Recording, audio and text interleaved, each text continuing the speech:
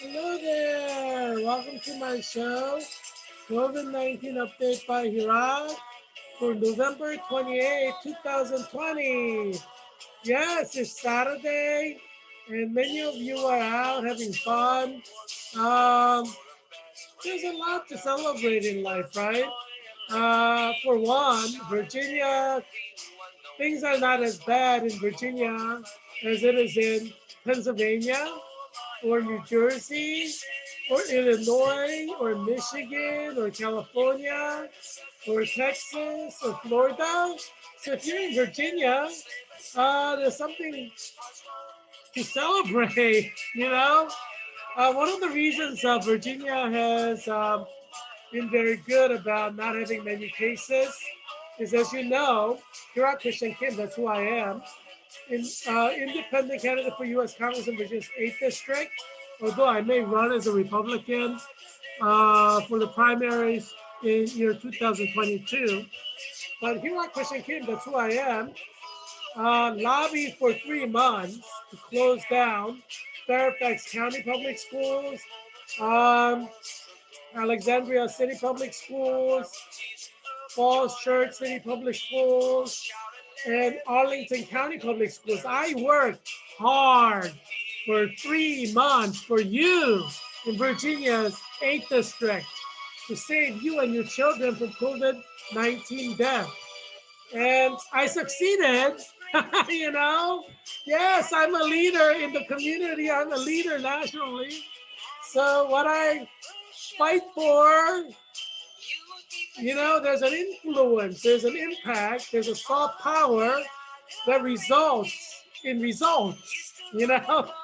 So, Arlington County Public Schools closed down, Alexandria City Public Schools closed down, Falls Church City Public Schools closed down, Fairfax County City Public Schools closed down after my 3 months of daily lobbying to close these school districts down. So 100% of the public schools in Virginia's 8th District closed because Heerak Christian Kim campaigned to close them down. That's what I do to save the voters in my district, which is Virginia's 8th District. Don Beyer, my opponent, who's a Democrat, he did not want all the schools closed.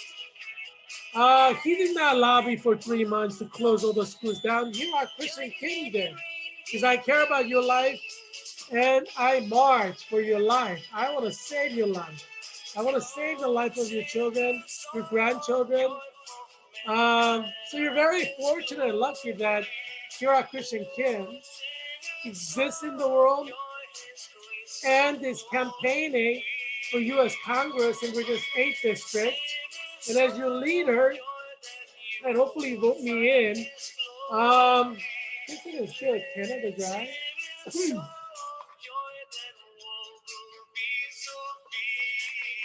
Hopefully you'll vote me in. On election will be on November 8th, 2022, 2 years from now. That's if you survive. If you die from COVID, obviously you can't vote for me. Although there seems to be some fishy things going on in Pennsylvania, Michigan, where dead people are voting, for Joe Biden. President Trump was talking about it. It's funny, but it's sad. But if that people are going to vote, hopefully you vote for me. But no, I'm just joking about that. Obviously, we just want legitimate votes. We don't want any kind of fishy business here. Um, I work hard, and Don Beyer was a Democrat. He's not marching for your life. He's not trying to close schools down. This is a global pandemic. It's a person-to-person spreading of virus. Of course, if you open schools, virus is going to spread. I mean, geez. This is why you need me more than Don Beyer for Virginia's 8th District. Sorry, Don. I met Don Beyer, and he seems like a nice guy. But for you and your children, your grandchildren, for all of you to live, you need Heerak Christian Kim in Congress. All right, what I've done to save you. The fact that Virginia does not have as many COVID-19 cases as like other states is a testimony to how hard I work to close the public schools down. Did I just try to close public schools down? No. I worked 3 months to close Georgetown University down. 3 months. Georgetown University was going to open. Even 1 day, 2 weeks before the start of school, Georgetown University wanted to open. But because Heerak Christian Kim, that's who I am, candidate for U.S. Congress in Virginia's 8th district, there was COVID and there was a COVID problem. So, I didn't win in 2020, but, I expect to win in 2022. Um, but, I worked hard 3 months to close the Georgetown University down, and I succeeded, of course, because what I say makes sense, right? Um, and I targeted Georgetown University to close it down because, as you know, I was the vice president of Georgetown University Graduate Student Government, GradGov, and from May 2019 to May 2020. So I wanted to save lives of graduate students at Georgetown, professors who teach these graduate students. As you know, I was an executive board member of a Hoyathon, which is a dance-a-thon to raise money for Children's National Hospital. I mean, we're raising money for Children's National Hospital to save the lives of children, right? Who can die from cancer or other types of diseases that children have who are being treated at Children's National Hospital. So think about it. I am an executive board member raising money for Children's National Hospital through a dance-a-thon at Georgetown University. It's like a one-year effort. Um, and that was for 2019 dance-a-thon. Um, and I worked so hard to save children's lives. Do you think I want schools open so that children get COVID and die? You see what I'm saying? Especially cancer patients are vulnerable to COVID death, right? Children who have these conditions can die if they get COVID. Um, do, do you think I worked so hard to raise money for Children's National Hospital just to throw it away by having all these schools open? No. I mean, when we talk about saving the lives of children that are being treated at Children's National Hospital, I believe that fighting to shut schools down so that these children don't get infected and die is part of my effort to save children through the Children's Miracle Network. I mean, this is compatible stuff. Um, and graduate students have children at Georgetown, and some of these graduate students' children have underlying conditions. They're born with a congenital heart defect, or they have cancer, or they have spinal bifida, or they have cystic fibrosis. They have these conditions that can make them vulnerable to death. And so a lot of graduate students are married and have children, as you know. So I see it as a holistic way to serve the graduate student community at Georgetown, to make sure we close the schools down, to close the university down. And undergraduate students, 17, some of undergraduates are 16 to like 22-year-old undergraduates. We have mature undergraduates and undergraduates who are U.S. veterans who served in the military and then come to Georgetown. So we have undergraduates who are mature undergraduates who are 30 years old or more, because some U.S. vets had several duties, so they've been in the military for more than a decade. And saving these undergraduate lives is also important too. So I worked hard to make sure, we can save these students, undergraduate students. Um, and when undergraduate students go home for Thanksgiving, some of them will bring COVID and kill their parents. Um, and so that's the reason why I didn't go home for Thanksgiving. I really wanted to. I love my mother and my father. They're in Delaware, but obviously I don't have COVID, but um, you just never know. You can't be too careful. So I didn't go to Delaware for Thanksgiving. And as you know, I'm an RN nurse. And obviously, after Thanksgiving, I have to come back and,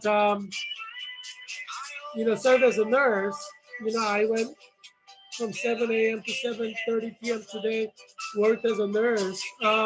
So had I gone to Delaware for Thanksgiving celebration, I may bring something back from Delaware, right, to Virginia. And since I'm working as a nurse, I might have brought something that I brought from Delaware onto the hospital, right?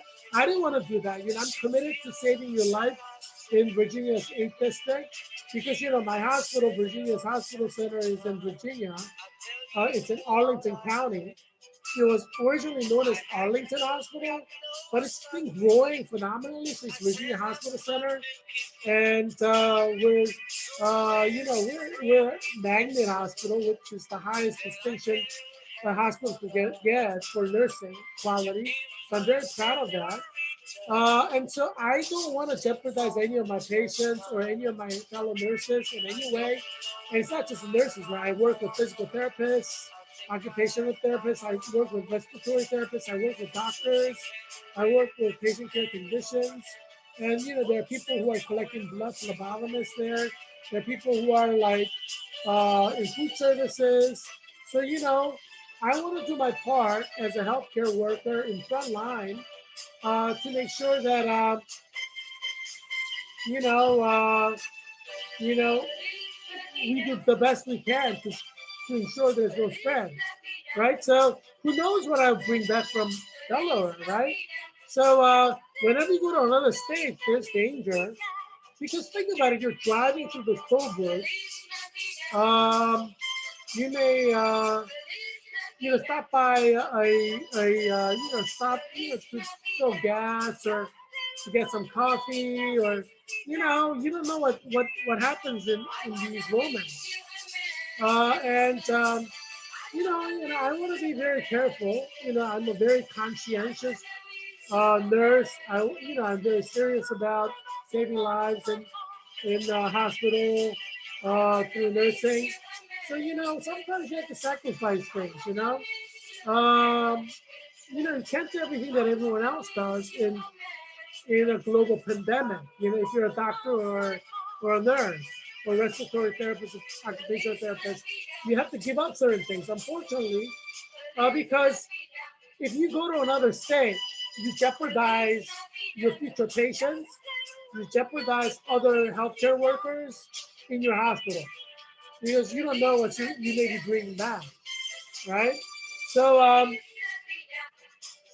don't want to be leaving state of, this area, like Virginia, DC, and Maryland, this DMV zone, um, for other states, because I think it endangers, it could endanger lives. So, I, you know, I, I'm about safety and I'm about caution. And this is a global pandemic. It's not a joke here. There are like thousands of people dying every day um, from COVID, and they got it from person to person, right? You cannot be too careful. And so, I mean, I think you deserve the freedom to do what you want if you're a normal citizen, but I don't think that that applies to nurses, doctors, healthcare workers, because healthcare workers work in a hospital, so you can't do everything that other people do. I mean, obviously you want to, I want to, but we have a responsibility to our patients and also other healthcare workers. We're like not only frontline, we're the last defense. Think about it this way. People talk about healthcare workers like me. I'm a registered nurse in state of Virginia. I'm a registered nurse in District of Columbia. I have a multi-state license. I can practice in like over 30 states. as a registered nurse in America. Um, people talk about us as like frontline workers, right? Yes, we are the front line. Um, because if you get COVID, you come to us, right? But we're also the last line, meaning if you are being intubated because you can't breathe on your own, and a lot of COVID patients cannot breathe on their own, and as winter progresses, that's going to happen more and more. We're the last people to see you die before you die. So we're like front, yes, we are frontline workers, but we're also last line workers because we're the last ones you're going to see before you die from COVID. Um, for other conditions, in COVID-19 America. So, yesterday I made an appeal to nurse leaders, chief nursing officers, chief medical officers, CEOs of hospitals to require nurses not to fly at all, uh, as long as there's COVID. Or if they fly in a plane, um, to self quarantine for 2 weeks. Because if you lose 20% of nurses because other nurses are infecting them because they flew on a plane and they may be asymptomatic, you know, they might have brought different strains of COVID-19 from like, you know, uh, Oregon, where there's like mutated versions of mink COVID, where mink is an animal, can give you COVID if you're a human being. If they bring that strain back, I mean, you know what I'm saying? You don't know what strain you're bringing back if you fly to another state, because every state has different, same strains, but also different strains. So I think hospitals should make a regulation saying that nurses should not fly at all. Or they could say, well, you can fly, but if you fly, you must self-quarantine for 2 weeks using your PTO, paid time off, or your sick leave, um, so that other nurses don't get infected and die from that infection from main COVID, mutated COVID from Oregon, for example. Like, if you have a nurse who flew to Oregon. Um, so, there are all these kind of weird mutations going on in all 50 states. They're not going to be all the same. You're going to have strains that are completely different in different states. Um, that's why, hospitals have to play a leadership role. You cannot say, oh, yeah, nurses do whatever you want, go fly for Thanksgiving, fly for Christmas, fly for New Year. You can't do it like that, I think driving is safer. But as I said, I didn't even drive to Delaware, which is like close by, basically a couple states over, because one, I didn't want to end up killing my parents.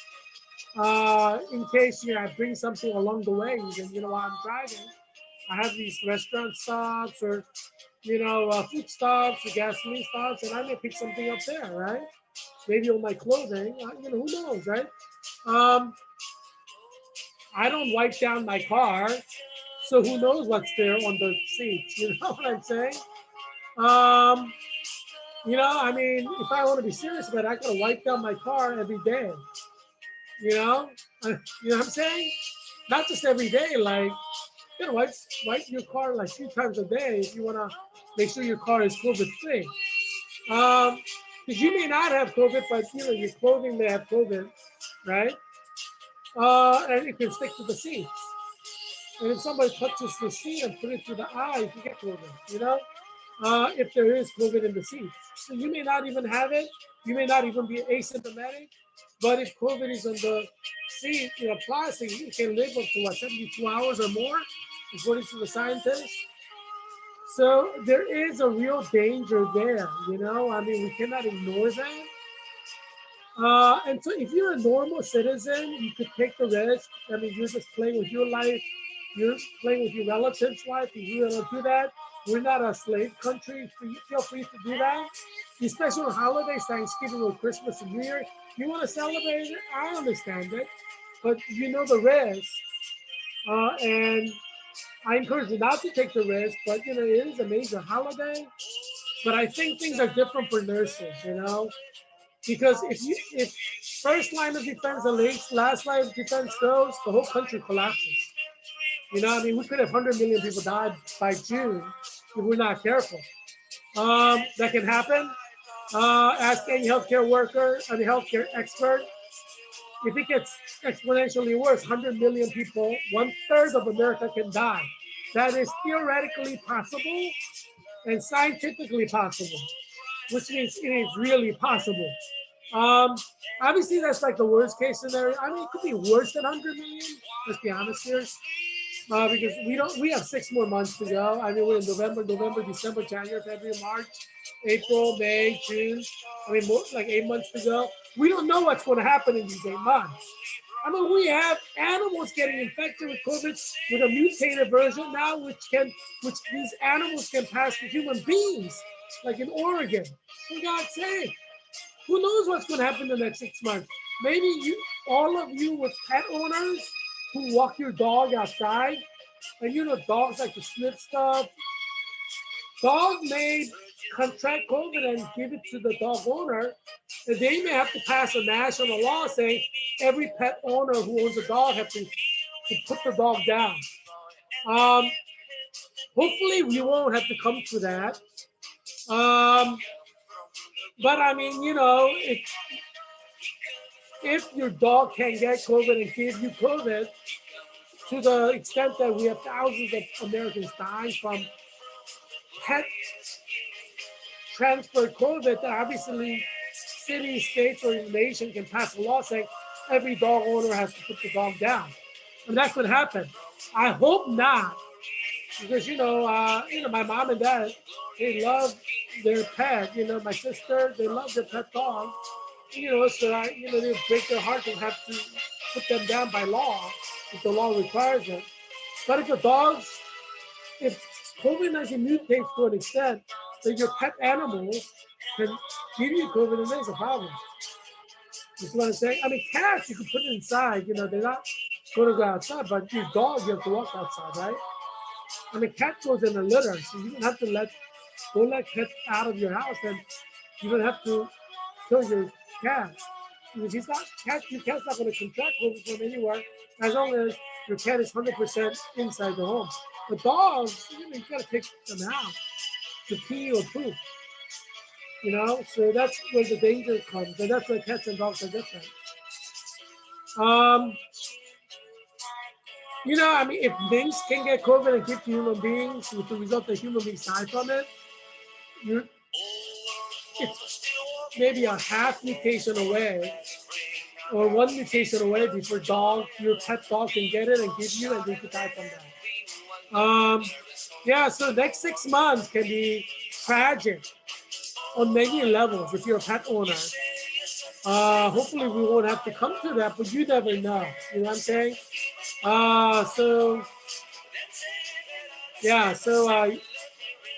Do you remember last April there were zoo animals in Bronx Zoo dying or getting COVID, and some I don't know if any died, but they got COVID. This year can be different. It's going to be far worse. So, as you know, I'm predicting about 30 million Americans to die by June 2021. I'm hoping it won't come to that. But my prediction is about 30 million Americans will die by June 2021. We are still new and in the new flu season, and we're in November. We have December to go, January, February, March, April, June, May, June. A lot of people are not going to survive. Especially nurses. I'm predicting that 10,000 nurses will die in the United States alone by Christmas. Obviously, if there are nurses who took a plane to Oregon or whatever and fly back to Virginia and come to a hospital without self-quarantining for 2 weeks, of course, a lot of nurses, if she got COVID from Oregon, a unique strain, A lot of nurses can get it, whoever talks to her, um, and they could die from it. You see what I'm saying? This is why every nurse who flew in a plane for Thanksgiving should self isolate. You know, I think that's the safest way to go. Um, to protect other nurses, other doctors, patients. I mean, we're talking about hospital as the last line of defense. If hospital, is compromised, then the country's screwed. I mean, as I said, 100 million Americans can die by June 2021, 6 months from now. One third of the nation can be dead. Um, I think that can happen, and I don't think Dr. Fauci will disagree with me. That can happen. Um, yeah, so we have to get serious about this. We have to take the precautions that are absolutely necessary. I mean, you know what I'm saying? We need to protect the hospital. We anticipate, even with all the precautions that we take, we anticipate a lot of nurses will die. That cannot be helped because patients come in, and there are other infections that can be there among healthcare team members that they don't know about. Maybe they picked up COVID from the grocery store. There are all these dangers already there. We don't need to add like people flying in a plane for 6 hours with inside a crowded plane with 200 passengers. Um, yeah, we need to take precautions because in hindsight, everything is 2020. We need to prevent tragedy before it happens, right? I mean, that's why I work to close down Arlington County Public Schools, Alexandria City Public Schools, Falls Church City Public Schools, Fairfax County Public Schools, because I anticipated what would happen, and it's happening. And look at Pennsylvania, where school districts not closed down. Geez, look at the cases. It's 2 times Virginia. You see what I'm saying? Same with Ohio, same with Illinois. If school districts don't close, obviously COVID's going to spread person to person. How do you think this thing spreads? Um, yeah, that's why I said all the schools must close down. I tweeted and uh, supplicated Virginia Governor Northam to require all colleges in Virginia to close down and go 100% remote. But he didn't listen. Now we have like 3,000 COVID cases every day. That's not as bad as Pennsylvania, which is like 8,000. Because, I mean, some schools closed down. I mean, like many school districts closed down. Richmond Public Schools closed down. As you know, I went to Virginia Union University, which is in Richmond, where Richmond City Public Schools are. Um, and Washington D.C. public schools closed down, so D.C. is not having the crazy proliferation of COVID right now, like that you see in other states where schools did not close down. You know what I'm saying? I mean, this is predictable. You open schools, COVID-19 is going to spread. It's going to be vectoring all over the place. I mean, what do you think COVID-19 is? You think like only a handful of people will die by June? No. 100 million U.S. citizens can die by June if we're not careful. You see what I'm saying? Um, you have to be very careful. Like I would. I mean, I don't think it will be too extreme if states like Illinois, which has crazy number of cases, self quarantine, meaning like nobody in Illinois are allowed to leave Illinois. No planes are allowed to fly into Illinois. No planes are allowed to fly out of Illinois. No cars are allowed to enter Illinois, except for like trucks carrying food. I mean, I don't think that's too extreme. Um, until cases come down. Um, because I'm predicting 30 million Americans dying by uh, June 2021 at this rate. And CDC is constantly updating their death rate to be higher and higher, like every other day or every other week. Um, yeah, I mean, we need to take better precautions. Um, yeah, I don't think it's wrong to quarantine a state which has crazy number of cases, like Illinois or California. Um, California had over 10,000 cases. Yeah, quarantine the state, like prevent everybody from leaving or going in. I mean, do you want 100 million Americans to die by June 2021? We're only getting started here, flu season. This is only November. We have December to go, January to go, February to go, March to go, April to go, May to go, June to go. Jeez. I mean, I don't want to be telling you I told you so in June after like million Americans die. I mean, I don't want to be doing that. Um, I'm trying to prevent that from happening right now. You see what I'm saying? Um, yes, I think you should celebrate Christmas, but ideally, you celebrate with Christmas in your own state. Like when I was in Pennsylvania with, um, you know, Ed. His father immigrated from his father's family moved from Norway, and they're farmers in North Dakota. So most of his family is in North Dakota, relatives on his father's side.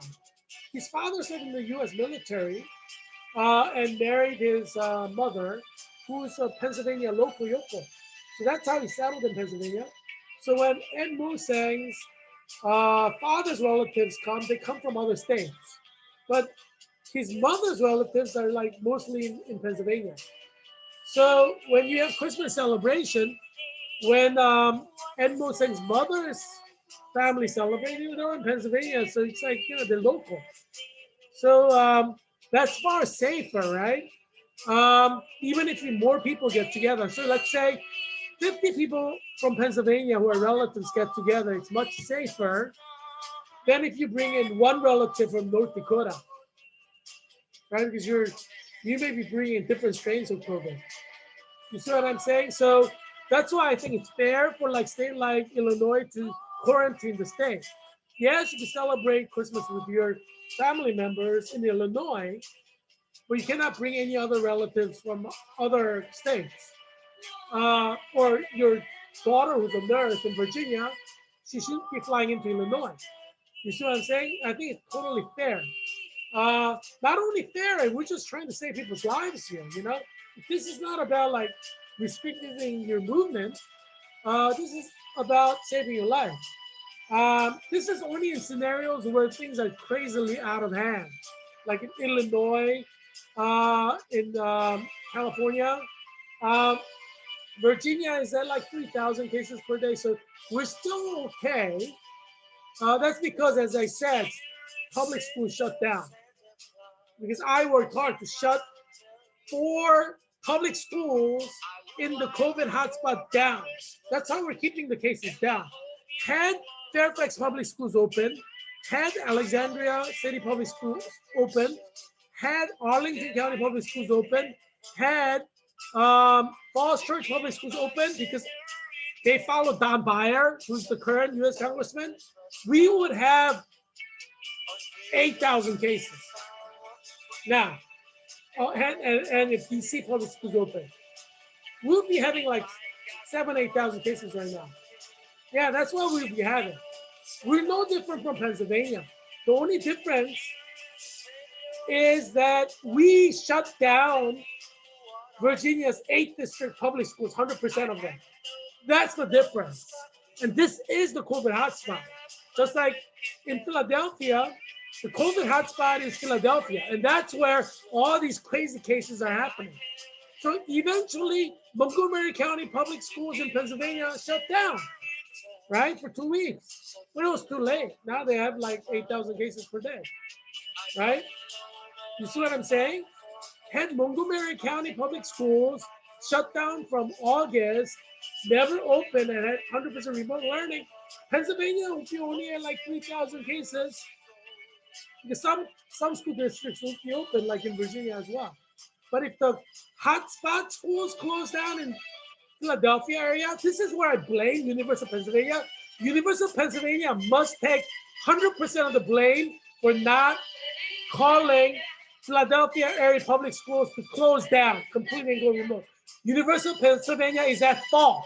It's liable from an ethical standpoint for not being an ethical leader in calling for all the public schools in Philadelphia area to close. And I blame University of Pennsylvania for what's happening in Philadelphia. Because I have relatives in Philadelphia. As you know, I grew up in Philadelphia. I went to University of Pennsylvania as an undergraduate.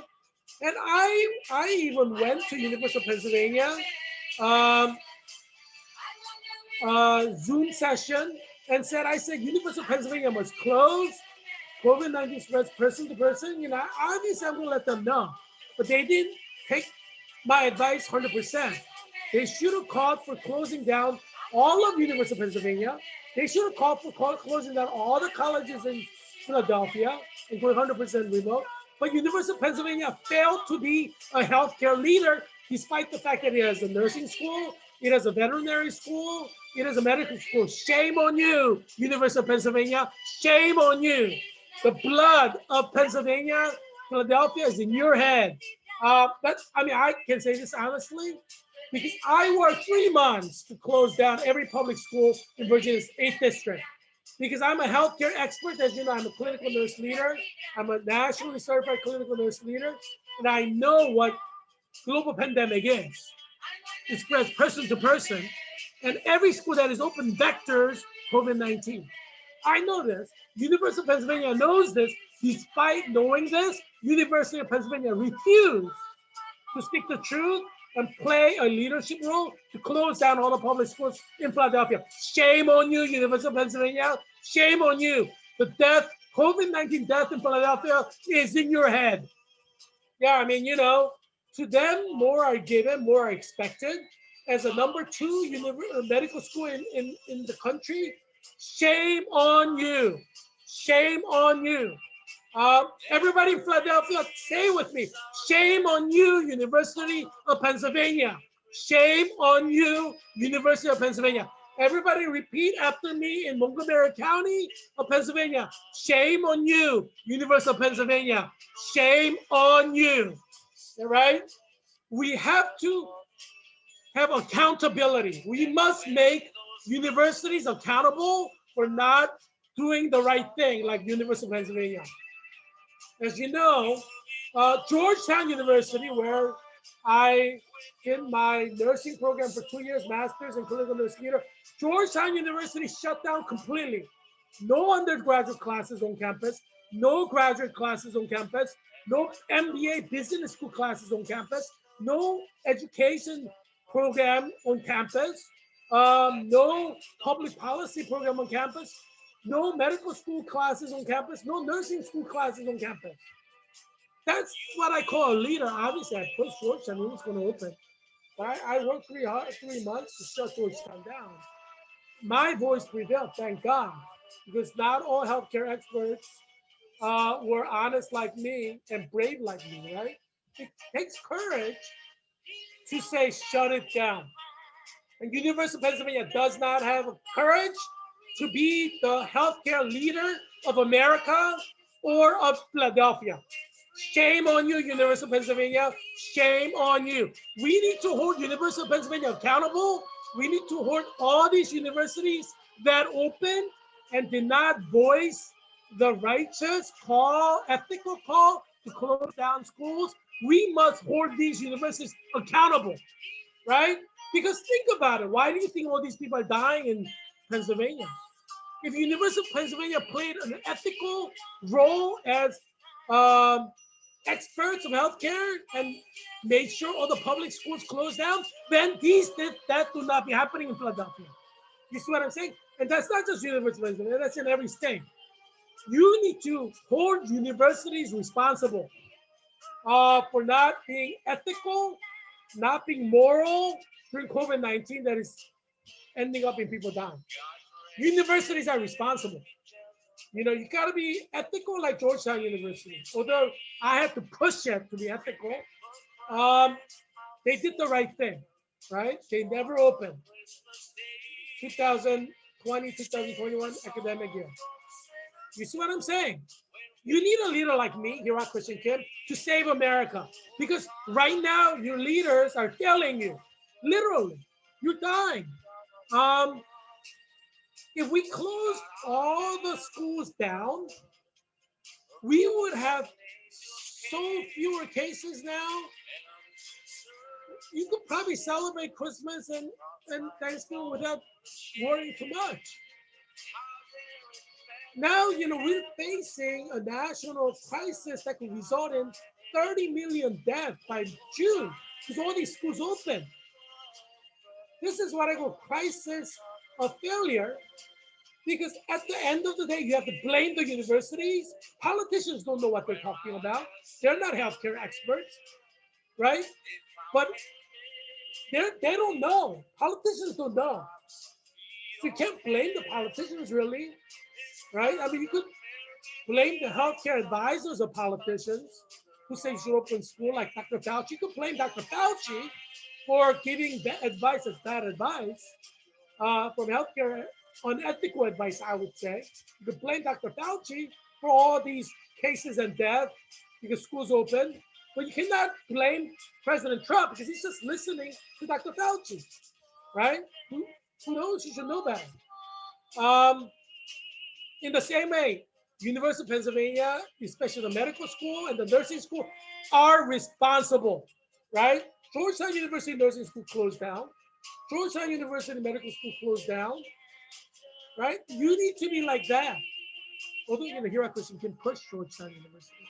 But, you know, I mean, geez, at the end of the day, Georgetown University could have, ignored me and rejected me, right? But they did not. And that's the wise move. When you can take good advice, at the end of the day, that is half the battle. Because there's a lot of advice out there. Taking the good advice, the right advice, is half the battle. Half the battle. You know, yeah. Blame University of Pennsylvania for what's going on in Pennsylvania. I mean, you should. Because if you don't blame University of Pennsylvania, it's going to keep being unethical, right? Which means it's going to proliferate death in Pennsylvania. And then University of Pennsylvania walks free. Is that right thing to do? No, it's not right thing to do. Because each university which has experts in healthcare must be held accountable for what they say and do, what they recommend. And that's absolutely necessary, right? Dr. Fauci must be held accountable for saying schools should open. Because we would not be where we are if schools did not open. So Dr. Fauci must be blamed for this. Um, any healthcare expert who said open schools should be blamed for what's going on there. But obviously, University of Pennsylvania has experts who are better than Dr. Fauci. That's why I'm saying you have the right to blame University of Pennsylvania. In fact, you must hold University of Pennsylvania accountable for their wrong direction, right? You must hold them responsible. And this is, you know, I'm comparing to Georgetown, which closed down, right? Because why is it that we don't have that many cases in Virginia? Whereas Pennsylvania was doing better than us in August. Pennsylvania was doing far better than us in August. Why is Pennsylvania doing far worse than us now? Because schools open, right? Pennsylvania's Democratic governor is responsible. He's a politician. He listens to the healthcare experts like University of Pennsylvania. That's why I say ultimately you gotta blame the universities that give bad advice. You gotta hold them accountable. Maybe you could throw the president of University of Pennsylvania in prison, you know, if there's a lot of them. For example, you have to find a way to hold university presidents responsible for not playing the role because they have the expertise there, right? We don't need universities to lead our countries down the path of destruction by giving us bad advice, right? When they know what the right thing is. So you gotta hold every university responsible in your state. You got to record what they're advising. And if their advice is unethical, leads to death, and they knew about it, you must put people in prison. Like maybe you could put professors of medicine in prison if they recommend that you open public schools in Philadelphia, University of Pennsylvania Medical School professors. You need to hold these people responsible, or you're not going to survive till June. You're not going to survive. How are you going to survive when healthcare experts who know schools should be closing down tell you to open schools? How is that ethical? You see what I'm saying? You can't blame the politicians. What does Trump know about healthcare? He didn't go to medical school. You know what I'm saying? You gotta blame the healthcare experts. You cannot blame the politicians. So when I see liberal media, and I don't believe in the liberal media doesn't make sense. They blame Trump. I'm like, what does Trump know about science, right? Trump gets his advice from like Dr. Fauci. You blame Dr. Fauci. You don't blame Trump, right? If Dr. Fauci said open schools and it's his fault, Donald Trump is just following Dr. Fauci's advice. You see what I'm saying? Blame the healthcare experts who give you bad advice, right?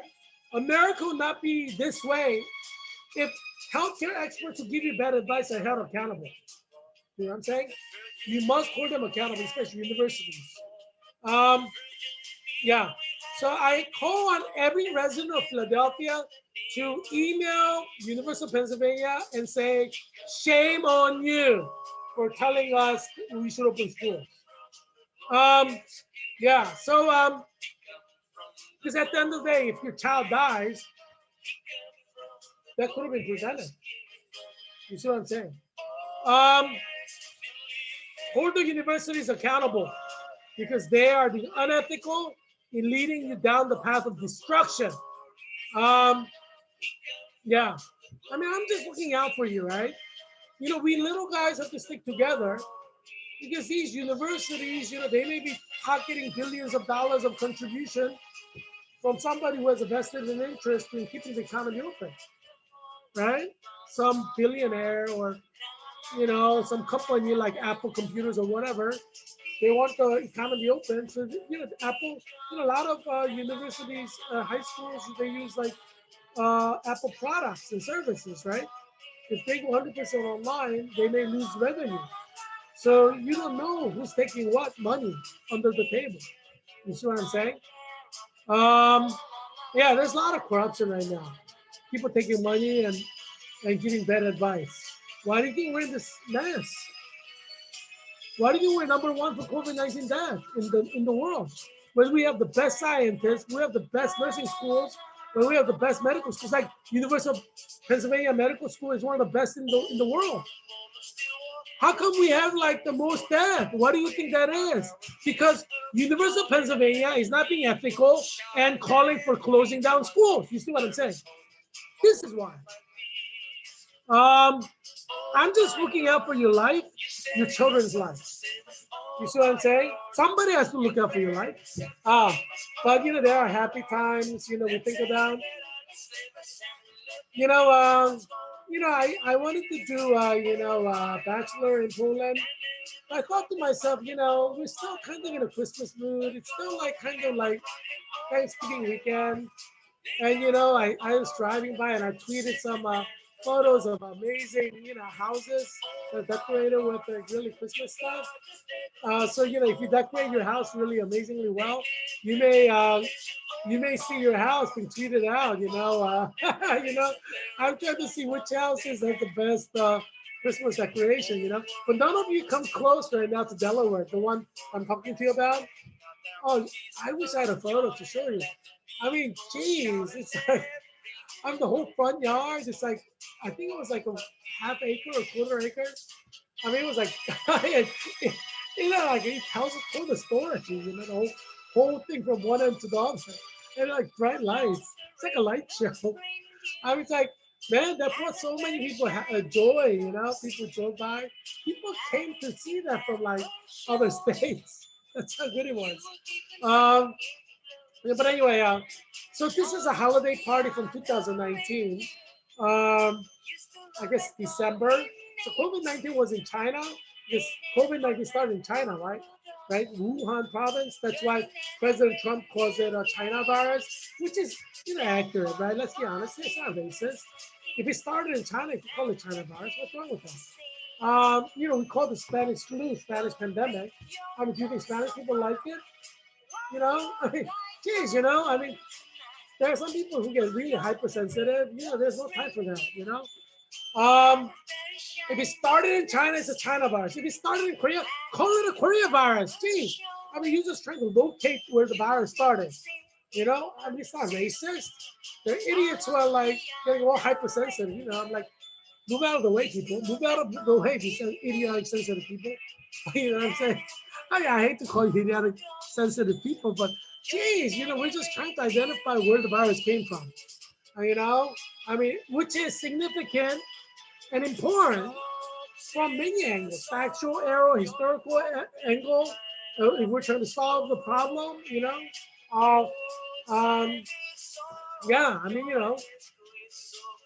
so this is Christmas party, and I'm showing you a picture of pre-Christmas party, meaning in the planning stages. As I was the vice president of Georgetown University Graduate Student Government from May 2019 to May 2020. So, we call it the COVID Executive Board. you know, no, I'm not saying like Georgetown Grad Gov brought COVID. That's not what I'm saying. I'm saying, COVID-19 happened, strangely enough, coincidentally enough, during the second half of you know of the academic year. Some people call it karma. Like if you talk to Hindus, they may call it karma. But but anyway, uh, going to the Christmas party, which was in December of 2019. So we had like really cool and great executive board members, many whom I really like. Um, and she's one of them, Christy, and she's great. She's beautiful, isn't she? She's pretty. What she reminds me of? Wonder Woman, Linda Carter. She has her eyes. Linda Carter. Original Wonder Woman, who was like, I guess like she was Miss USA or something. They have the same kind of eyes, similar hair color, same kind of complexion. Uh, for all we know, she could be like a Wonder Woman. She could like spin around and then become Wonder Woman. But yeah, she's pretty.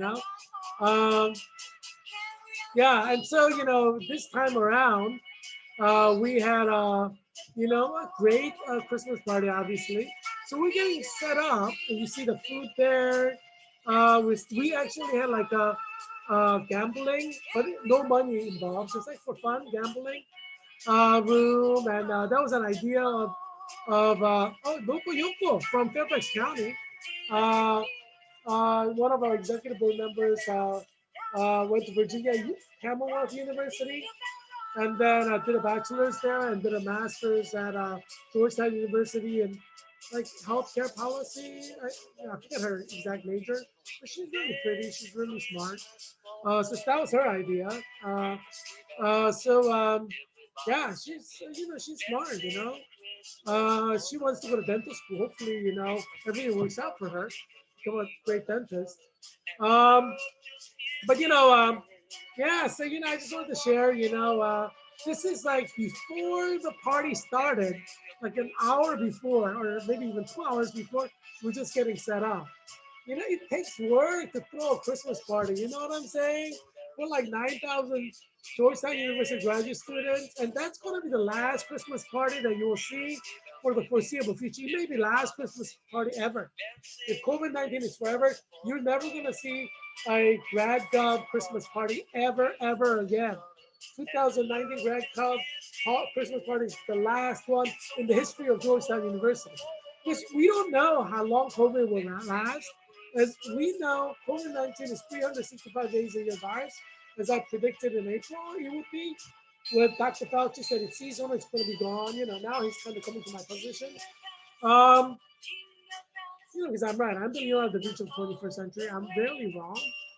Um, which is a blessing, and of course it's a blessing because you get a preview to what's going to happen. It's a curse because I'm almost always right.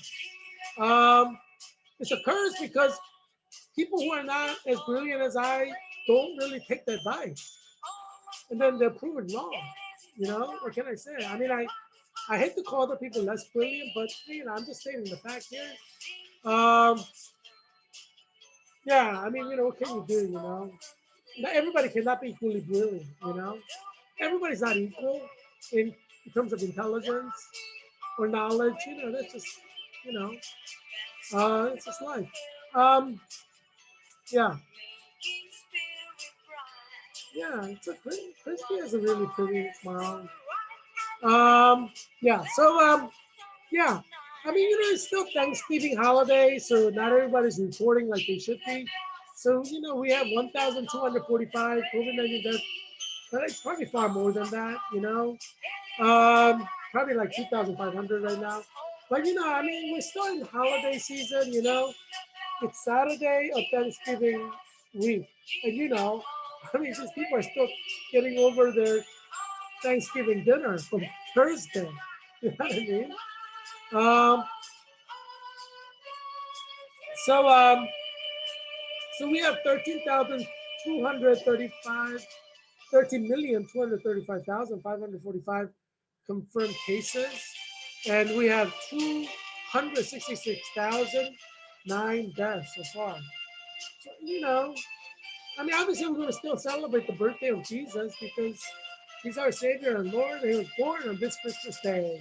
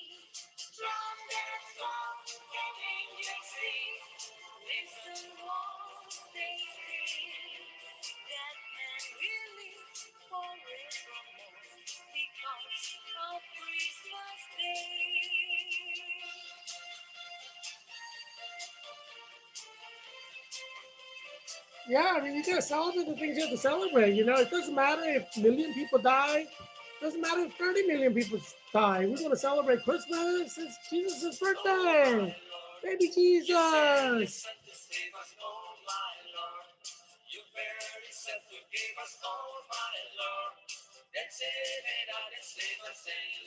Yeah.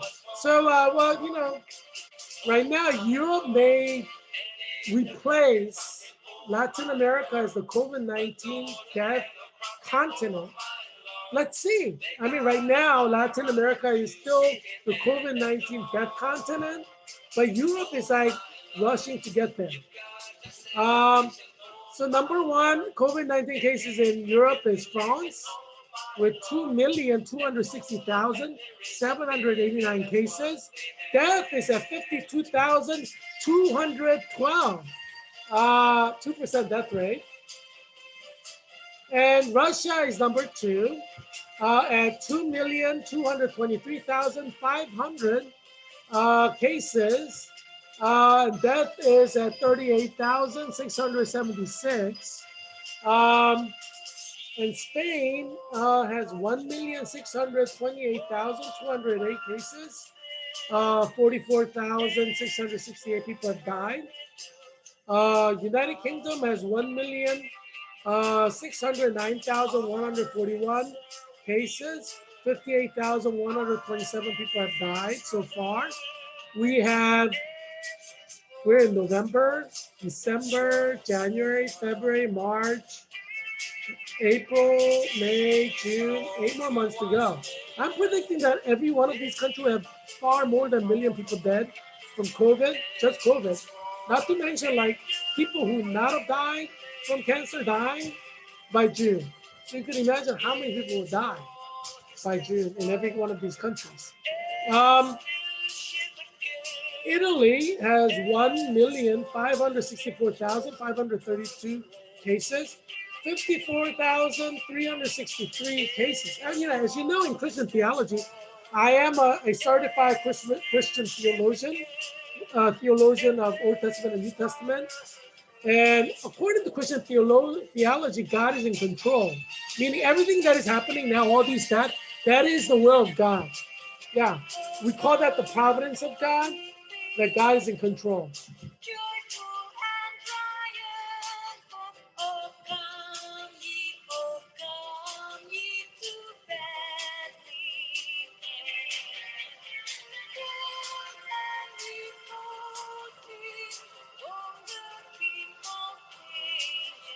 Yeah, it's King of Angels. Some of the angels in the Bible, they're angels of death. They work for God.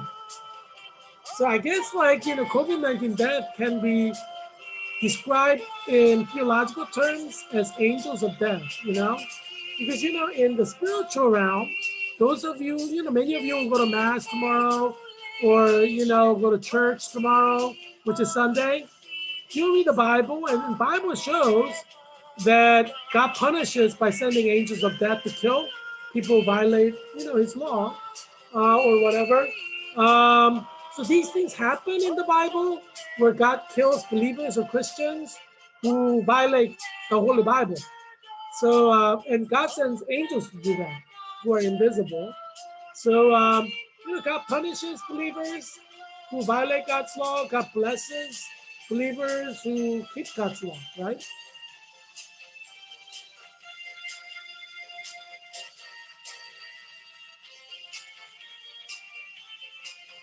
Yeah, so, yeah. Ducky's like, how about me? How about me? And Santa's like, oh, I love you, Ducky.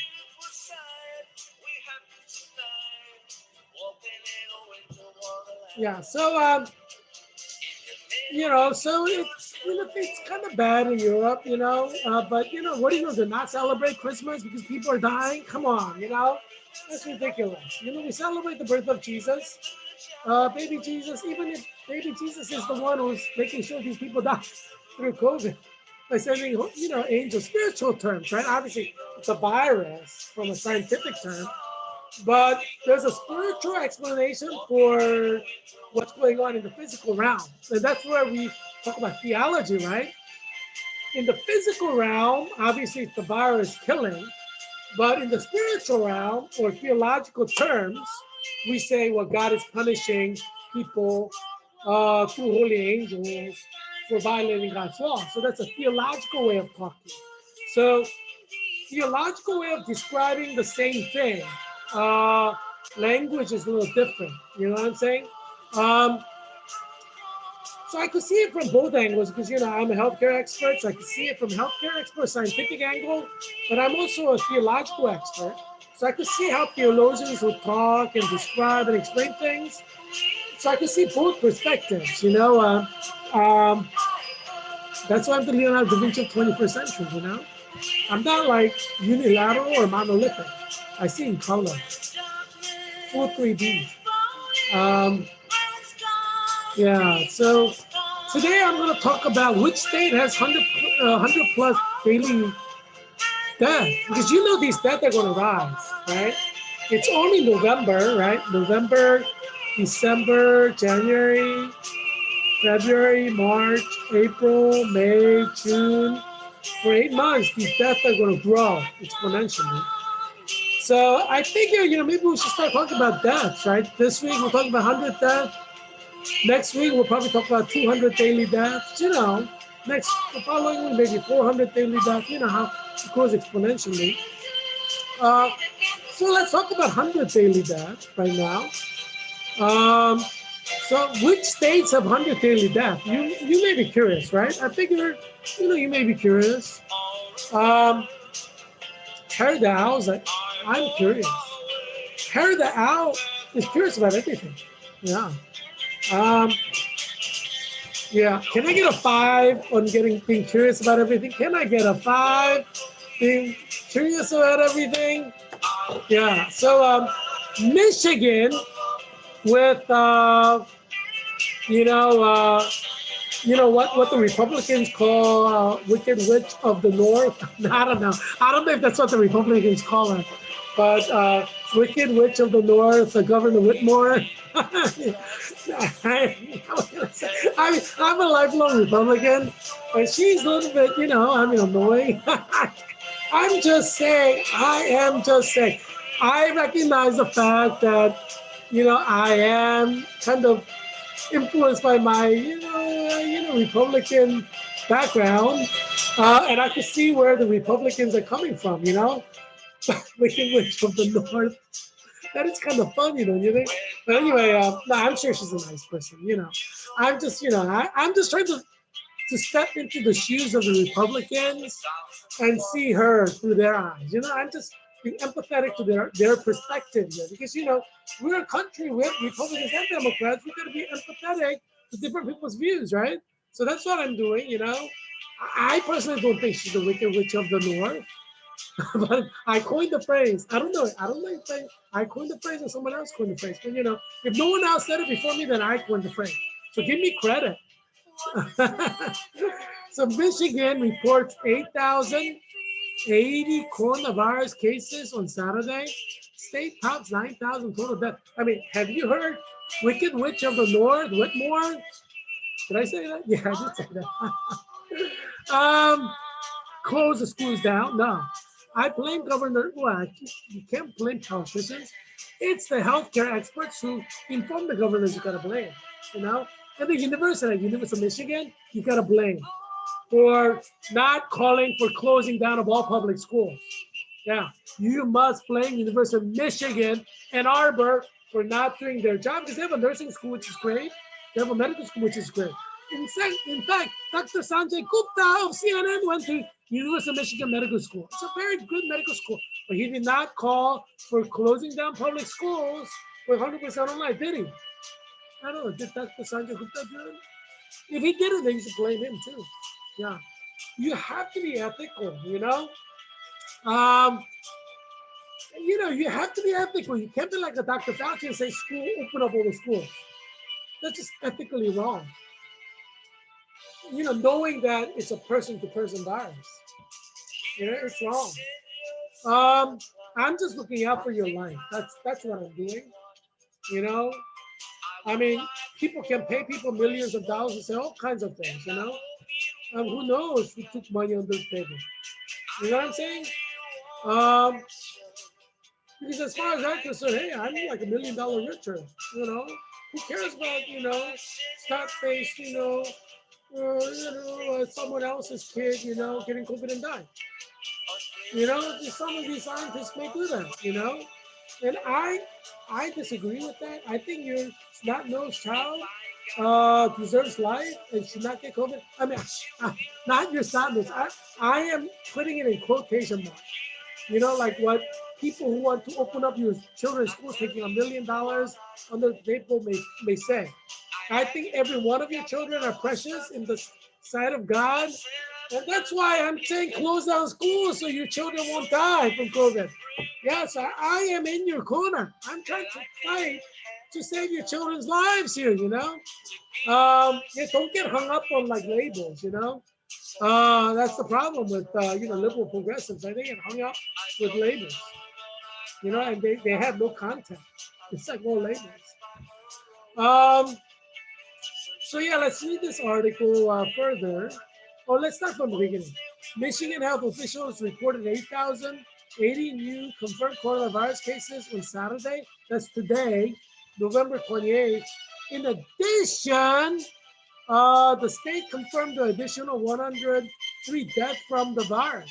Of those 103 deaths, 70 were identified were viewed of death records. Review of death records. No, duh. You die of COVID-19, the MD, medical doctor, comes in and says this patient is dead, then let's record it. I mean, how else are you gonna, jeez, what are you gonna do? Go and see if the person is breathing and check on every single person? Um, these new figures bring the state's total of confirmed positive COVID-19 cases to 350,021, with 9,336 having resulted in death. The state's fatality rate is 2.6% as of Saturday. A month ago, on October 28th, the state had 188,825 confirmed cases and 7,343 deaths. So, in 1 month, they had 1,700 people die. Just one state. Jeez, this is terrible. Look, they're already like halfway there, not halfway there. One sick there, Every state, if they have 60,000 deaths, the United States would have 3 million COVID deaths by June. Look at this, at this rate, who knows what's going to happen? It's an exponential growth. October is like the early flu season.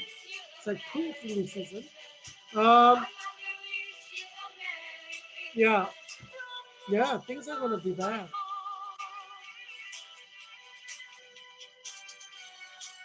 Michigan's 7-day average of confirmed cases was 6,759 on Saturday. Hospital staffing and ICU bed capacities, as well as high test positivity rates, remain a concern for health experts. Who should you blame? Healthcare experts who say you should open up public schools. It's wrong. It's ethically wrong to do that. Number 2, Texas reports 3,954 new coronavirus cases, 102 deaths. 102 deaths in Texas. Significant quote from this article. Texas health officials reported more than 3,900 new cases of COVID-19 Saturday, as the disease caused by novel coronavirus continued to put pressure on hospital systems around the state, all over Texas. Every hospital is going to be overburdened before Christmas. I mean, as I said, you let these nurses who flew in a plane come back to work, you may lose 20% of your nurses before Christmas to COVID-19, like death or severe illness. So, it's a serious problem right now. You're going to have to look at next 2 weeks to see what's going to happen in hospitals. Some hospitals may lose 20% of the nurses, like severe COVID suffering. Can you imagine the death rate will spike up to like 20% of everyone who has it, who comes to the hospital will die. You know how 30% maybe. With nurses gone, I mean, where are you going to get nurses? They don't grow on trees. Let's continue further. State health authorities reported more than 8,500 Texans hospitalized with COVID-19 Saturday, roughly in line with the Friday count. Texas added 3,954 confirmed cases of the virus and 102 fatalities Saturday, according to Texas Department of State Health Services. In the El Paso and San Antonio areas, local leaders have issued partial curfews through Monday morning in an effort to limit the spread of the virus. It's really sad because I like Texas, but it's becoming more and more liberal recently, and that's probably the reason. why these things are happening in Texas. You have to keep God's law, you know. Um, yeah, number three. Uh, Illinois health officials report 7,873 COVID-19 cases, 108 deaths. Yeah, it's pretty bad. Illinois is like the worst right now. Um, Something's going wrong. Something's rotten in Illinois. Um, that's bad. Um, See, you knew Chicago public schools should have shut down from the very beginning, like Washington D.C. public schools, Virginia 8th District, 100% of public schools shut down before schools started. You know, Chicago public schools eventually shut down, but it was too late. You see what I'm saying? If you open the schools, COVID-19 is spreading among the people. By the time you close it down, it's too late. So that's what you see in Illinois. Why did you try to close the schools down before the school started? Because by the time you discover the problem, it's too late. And healthcare experts know this, like University of Chicago, University of Pennsylvania, University of Michigan, University of Michigan. We got to hold university healthcare experts, university presidents accountable for what's going on now, because it's their fault. Because they have access to all the facts and scientific information. They have no excuse. Um, so yeah, so let's read the article. Within the past 24 hours, laboratories have reported 79,055 specimens for a total of 10,368,278. As of Friday night, that was yesterday night, 5,775 people in Illinois were reported to be hospitalized with COVID-19. Of those, 1,211 patients were in ICU, right? And the numbers are going to grow.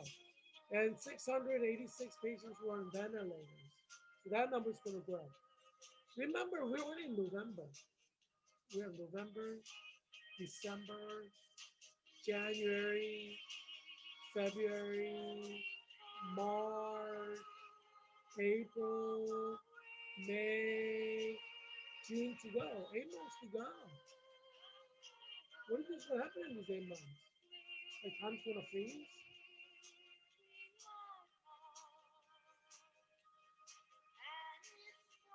No, it's not frozen. You're probably tapping the TV right now. I'm just trying to get the point across here, you know. Um, yeah, so um, continue on. Bethlehem, I worshiped in Bethlehem. I went to the Catholic Mass at the Church of the Nativity with my buddy Eric Fries, who's a professor in a community college in New York. Hi, Eric. Who his mother's Jewish, father's Presbyterian. He decided to become like Greek Orthodox or Russian Orthodox. Ended up marrying a woman who's Russian, like not Russian. She's from former USSR, like Orthodox. You know, so they go to Orthodox church together. And Frank Ludwig, who's from East Germany, he's like a journalist, correspondent in Jerusalem. So three of us went to worship at Church of Nativity, and none of us are Catholic. Frank is like Lutheran, secular Lutheran. But anyway, I like Catholic masses. It was completely Latin. It was like 3 hours long. I'm like, geez, how come the mass is so long, But it was long. But I enjoyed every minute of it. Celebrating Christ's birthday. We started on Christmas Eve at midnight. We went there for like 2-3 hours. The mass in Latin. Um, and there were these Lithuanian women who saved up all their life to make the pilgrimage to the Holy Land, and they wanted to worship in Church of the Nativity, and they didn't have tickets. They were supposed to pick up tickets, but I guess that they didn't pick up tickets, so they couldn't get into the church. And these Israeli soldiers were not letting them in. They're like 20, 18 to 20, right? And like, so we talked to Israeli soldiers to, letting them in. So they were good enough to let them in. So these, Lithuanian women, there are four of them. They're all crying because they thought they wouldn't make the mass. They're devout Catholics, right? They go to mass every day, like in Lithuania. Um, and I mean, they made like it's, like I don't know how much Lithuanians make now, but it was a while ago. I mean, geez, they literally saved up all their life to attend this mass, and they weren't allowed in. Um, so we talked to the soldiers and we slipped them in. And there were first it was tears of sadness and like it's like they were like crying like their world was ending, and then we let them in. We couldn't speak Lithuanian. We only we knew was like the soldiers were not letting them in. They're crying. None of us spoke Lithuanian. And then we let them in. There was tears of joy. You could see the face turn to joy, but they were still crying. It was like good deed done. Four happy Lithuanian Catholic women. You know, for the faithful out there, there are like 1 billion Catholic faithful. They truly believe in the Bible. You know, they truly believe what the Bible says. Romans 1 says. They believe. Um, and for people who don't believe, even theologians, they cannot understand the faith. I'm a believer. I believe, and so I understand the faith. But many theologians don't believe. They do it with their head. It's just a matter of knowledge for them. And they can't understand the faith, because they don't have faith. They talk about faith, but they don't understand it really from a personal experience because they've never really experienced it. They're intellectuals. So there are a lot of theologians like that. In the Catholic tradition, in the Protestant tradition, the Orthodox tradition, and they don't know what the heck's going on. They don't know why these four Lithuanians are there. You know, all of their life saving, it's like cashing in your retirement fund of 2.2 million to have one worship service in the Church of Nativity. Who does that, right? These Lithuanian women did. They have nothing left for retirement after this. So that's faith, right? For them, it's worth spending 100% of their retirement money for this pilgrimage because they're women of faith. You see what I'm saying? That's what faith is. If you have faith, I mean, that's why Jesus said to Nicodemus, I don't know if you read the Gospels, but Jesus said to this wealthy Pharisee, who was a religious leader. A lot of religious leaders in ancient Israel were billionaires, kind of like, Benny Hinn. There are religious leaders who are billionaires in every century, right? Um, so, this Nicodemus, who's a billionaire religious leader, like a rabbi, um, Jesus said, sell everything you have, and give it to the poor. And what, Nicodemus went away sad. You see what I'm saying? And he's a religious leader. He could not part with his wealth. He could not give up his wealth for Jesus. Like if Jesus told Bill Gates to give up everything, all his wealth for Jesus, if he's a true believer, he would be willing to do it. I mean, Jesus doesn't ask that of every billionaire. Like there are a lot of billionaires in the history of his, and some of them use their money to serve God, and we need that, obviously. But there are some who God calls. Like Saint Francis was a billionaire. God called him, and he gave up everything and became a saint. It's a privilege to be called. Obviously, God hasn't called Bill Gates yet. He's not lucky enough to be called by God. Because it's a privilege to be called by God. Right? If God calls you and say, sell everything and do something special for me. I mean, God does that with very few people in history, like Saint Francis of Assisi. It's a blessing. I mean, it's like God, you chose me to sell everything I have to serve you. Oh my gosh! I mean, thank you, Lord. I mean, true believer would would consider that the greatest honor, because only few people get that kind of honor in the history of humankind. And some reject the honor, like Nicodemus. Um, and that's how it is, right? Yeah, I mean, if you can't sell everything you have for Jesus, then you're not a true believer. If Jesus asks of you, I mean, he's not going to ask that of everyone. But if Jesus appeared to you and says, sell everything and do X, Y, and Z for me, and you don't do it, then obviously you weren't true. I mean, there are people out there who are atheists who don't believe that Jesus can appear or angels can appear. But you true believers out there, 1 billion Catholic faithful, you know that the angels are real. And you know that angels can appear to you. That's just what true believers believe. Like in the Protestant tradition too. 1 billion Protestants, they all believe angels can appear if the angel wants. If you have the blessing to see an angel appear, I mean, God's not going to grant you that blessing. Like 99.9% of Christians are never going to see an angel. But maybe more than that, 99.9999999, percent.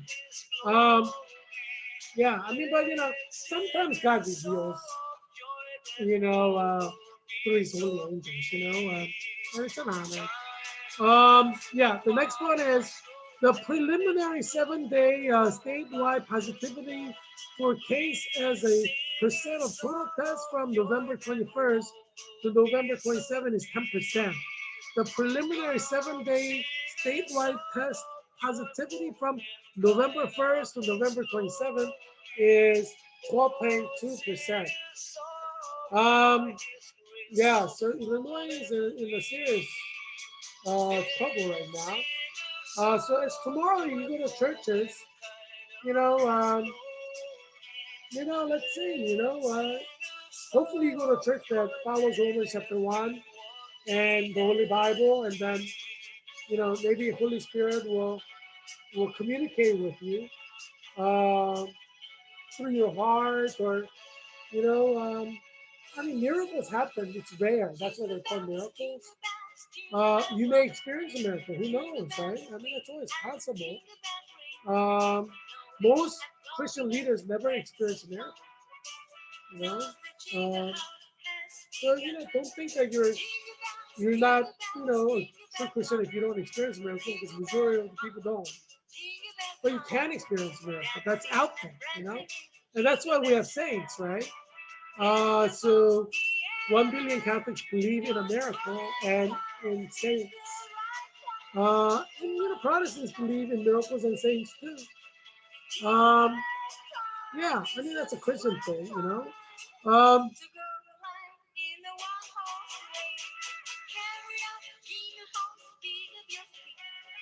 Time to be happy. Merry Christmas. If stores played Christmas music more, like malls, they would sell so many more Christmas gifts. Because, like I went to the mall in where was that? Like mall in Northern California, Northern Virginia, and I ended up buying zero Christmas gift because there was no Christmas music around. Now, who feels like buying a Christmas gift when there's no Christmas music? You know? I mean, everybody carries credit cards. If you have like Christmas music playing and there's a Christmas tree and a Santa and there's like, Christmas spirit, of course you're going to buy stuff to give to your friends or your family as Christmas gift. But you're like, yeah, you gotta be in the mood. It's kind of like, I mean, obviously you shouldn't have sex before marriage, but it's kind of like guys. You guys out there, you don't want to get into girls' pants, right? And that's just natural guys' instinct. You shouldn't do it, obviously. You should just have sex with your wife. But how do you get the woman to have sex with you? You gotta create the mood. You have to have the music, light the candle, because women want the mood, you know, to give into your seduction. Women are not gonna just give into your seduction for nothing, right? All guys know this, because many of you are like, spent time and effort and energy and money to create the mood for the woman, right? Um, you know, renting a limousine for the senior prom, or renting the most expensive room for prom night or whatever, trying to get the girl into bed. Guys do all kinds of stuff, to put the mood. So, this is part of human experience that people have to be in the mood or they won't do it. And I think this is an apt analogy for Christmas shopping. Malls are going dead because they're not putting people in the mood to buy Christmas gifts. And, we're talking about a country where 300 million people are Christian. They can all buy Christmas gifts. And you're not going to play Christmas music? You must be an idiot. I mean, you want to go to bankrupt, don't you? You want your mall to go bankrupt. I mean, you must be stupid not to play Christmas music in Christmas time. Even CVS, you walk through CVS, if you hear Christmas music, you're going to pick something up because you're in the mood, you know? Things that you're not going to pick up normally for your kid because how it's Christmas time. You know what I'm saying? You got to put people in the mood to get them to buy stuff. But, if you don't play Christmas music, then you'll have fathers saving their money. So, I mean, there's a trade-off there, because this is COVID-19 America. They should be saving money. Like, what would happen if all the fathers walked through CVS and they're all playing Christmas music and they all picked up like cookies and candies and stuff that they don't need for their children because they're like in the mood to do that? I mean, they may go bankrupt. So yeah, there's a trade-off because a lot of people are getting, unemployed. So they should be spending money on candies and stuff for their children, unnecessarily. You gotta like save. So, I guess there's a trade-off to having like no Christmas music playing. Um, yeah, life is like that. You have good and the bad, right? Um,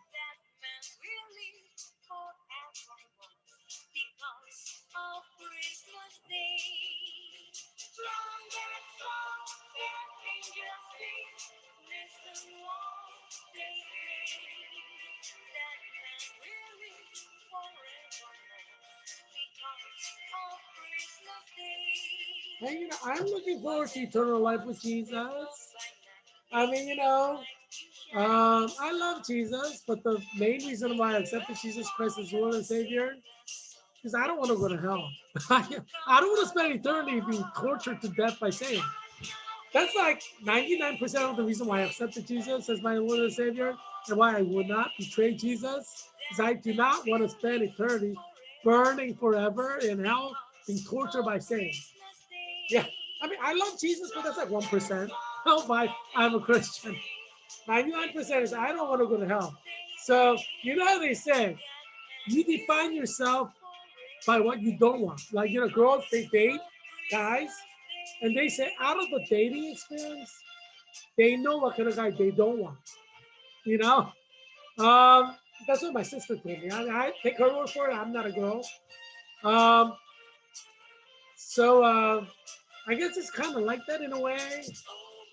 I want to go to heaven because I don't want to suffer for eternity. I don't want to be in pain for eternity. Why would you rate pain from 0 to 10 when you're in hell forever? Every second of your life, like million, gazillion. I don't want to be in that kind of pain, So I'm going to accept Jesus Christ as my Lord and Savior to avoid pain. I'm not going to lie to you, Jesus knows my heart anyway. Even if I lie and tell you the reason I'm Christian is because I love Jesus and Jesus is enough for me, and I lie to you like that. I mean, a lot of Christians lie like that because it sounds better. It's more impressive, you know. Jesus still sees my heart and knows why I accepted him. And why do you think Jesus created a hell as an incentive to accept him? I take that incentive seriously. So Jesus knows my heart, so he knows 99% of the reason why I accept him and follow him and serve him and would not betray him is because I don't want to go to hell. you know, Yeah, I love Jesus, but that's like only 1%. I'm not gonna lie to you, Jesus. You can still see my heart. There's no reason for me to lie to you either, you know. Honesty is the best policy, as I say. Um, yeah, it is what it is. There's heaven and hell. I'm not gonna go to hell. Okay. For eternity, I don't think so.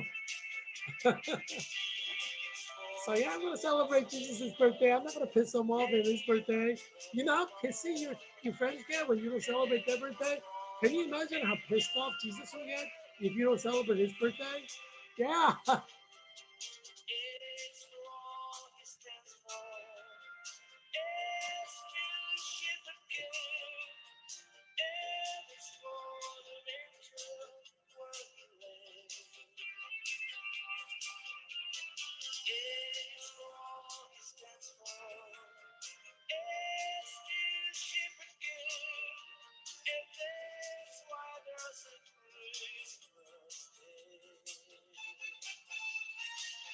Well, I hope you enjoyed today's show, and I hope you learned something new. Um, as you know, I created this show to save you and your children from COVID-19. So tune in every day. Let your friends, neighbors, college professors, college fellow alumni, let everybody know about this show so they can watch this show and benefit from it. I mean, I'm trying to save your life. You should help your fellow alumni so that their children's life will be saved as well, right? Yeah, just be good to each other, you know? Yeah. So, yeah, I look forward to seeing you tomorrow. I hope that you'll be well, and I hope that your family will be well too.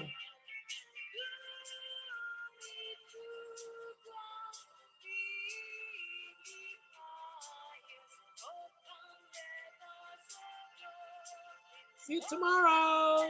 Bye.